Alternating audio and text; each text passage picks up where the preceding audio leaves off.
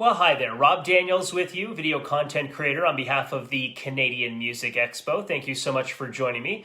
Going to get you the latest on what's happening in the music industry in this great country of ours for the week of March the 22nd. And we begin with the Ontario government.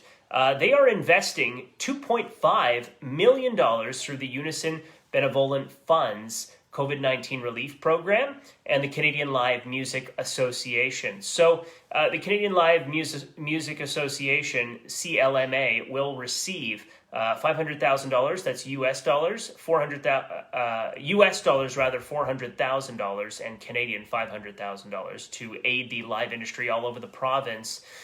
Lisa MacLeod, Ontario's Minister of Heritage, Sport, Tourism and Culture, announced last week, I believe that was last week, March the 12th, so a couple weeks back.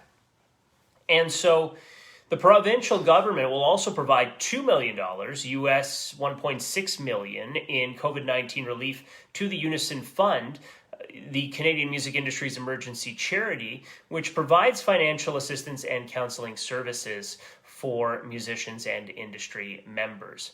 Since the pandemic began, the Ontario government has previously provided the music sector with financial aid totaling $17.55 million, US dollars 14 million, including to the Ontario Music Investment Fund, OMIF, Celebrate Ontario, the Reconnect Festival and Event Program, as well as digital content such as Ontario Live and Music Together.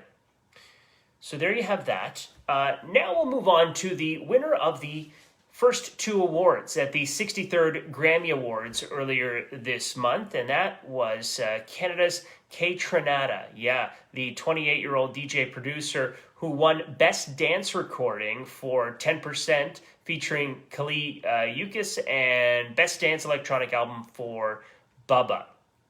This is the first-time Grammy winner who was also nominated as Best New Artist. And another Canadian winner in the pre-show was Sean Everett, the Calgary native, who was part of the team claiming Best Engineered Album, non-classical, for Beck's Hyperspace. Paul McCartney has announced that he is releasing a personally curated edition of his most recent album, McCartney 3. Three-magined, as in reimagined, features covers and remixes of McCartney 3 tracks by artists like Phoebe Bridgers, Beck, and Anderson .Paak. The album is set to drop on April the 16th. Now, Canadian filmmaker Barry Averick has started production on a feature documentary on the late Montreal-raised jazz legend Oscar Peterson. The film is billed as, quote, docu-concert, and will include archival concert footage as well as interviews with family members and musicians who played with the Grammy winner, who passed away in 2007 at the age of 82 in Mississauga, Ontario. Melber says the doc will explore Peterson's life and acclaimed career, from his artistic influence and mentorship of other artists to the racism that he endured, and his legacy as a, quote, an uncompromising musician with a sense of racial pride. The film is set for release in the fall and comes to the heels of the release of Historica Canada's Meritage Minute on Peterson. It will also feature new performances from artists playing Peterson's music, including Dave Young, Larnell Lewis, Jackie Richardson, Roby Botos, and Misha Bruger-Gosman. Peterson dazzled audiences with his piano playing around the world and worked with the jazz giants, including Ella Fitzgerald, Count Basie, Louis Armstrong, and Nat King Cole.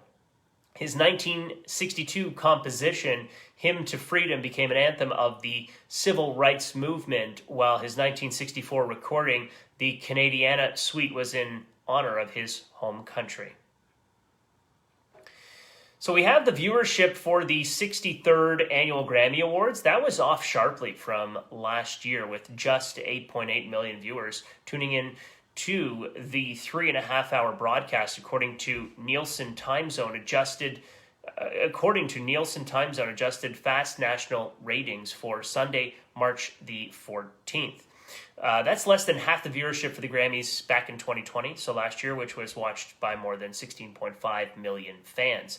However, the Grammys still dominated ratings for the night, finishing on top in key demos: 2.6 in adults 25 to 54, 2.1 in adults 18 to 49, and 1.5 in adults 18 to 34, according to CBS. CBS was quick to note that the 63rd annual Grammys attracted the largest primetime audience for any award show during the current 2020-2021.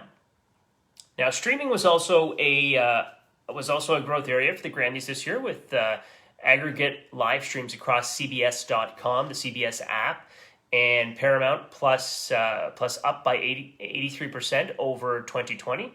The Grammys also remained a force on social media, topping trend lists for more than 18 hours and generating 77 billion potential impressions. Submissions for the Oshawa Music Awards, the OMAs, also known as, are now open. Entering its fourth year, the OMAs continue to showcase local talent and acknowledge those who contribute to the growth of music and culture in the Oshawa-Durham region. Awards in 10 categories will be handed out in 3 live stream events in September, and you can apply at theomas.ca by May the 15th.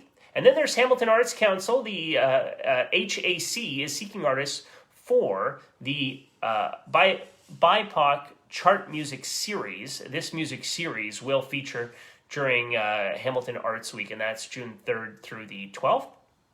As a platform for emerging BIPOC musicians, artists' applications will be accepted via HAC's website until April the 11th, and HAC has named Deshaun Jones as the music series host and curator.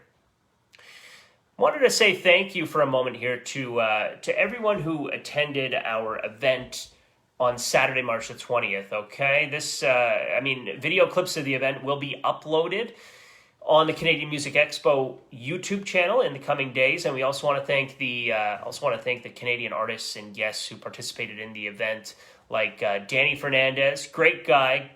So is Greg Godovitz, Joe Barksdale. We have Rob Rapidi on the list. Carl Wolf, had the chance to catch up with him several times throughout the years, and he was a great interview for our president and CEO of TorontoJobs.ca and the Canadian Music Expo, Mark Belaish. So that's fantastic. Sabrina Fala, Bree Taylor, Jim Duffield, Glenn Foster, Astrid Tanton, and Ursula Hedge, along with Alan Cross. Want to thank Alan for interviewing. A huge thank you as well to our sponsors, the City of Mississauga, Modern Mississauga, Mississauga Music, and Dolce de Soleil. This event was brought to you by Event Logic, TorontoJobs.ca, and General Mayhem. Canadian Music Expo networking event. The Canadian Music Expo networking event is on Thursday, May the 13th, and that's at 7 to 8 in the evening. This will be a great opportunity to connect with musicians, fans, and music industry insiders.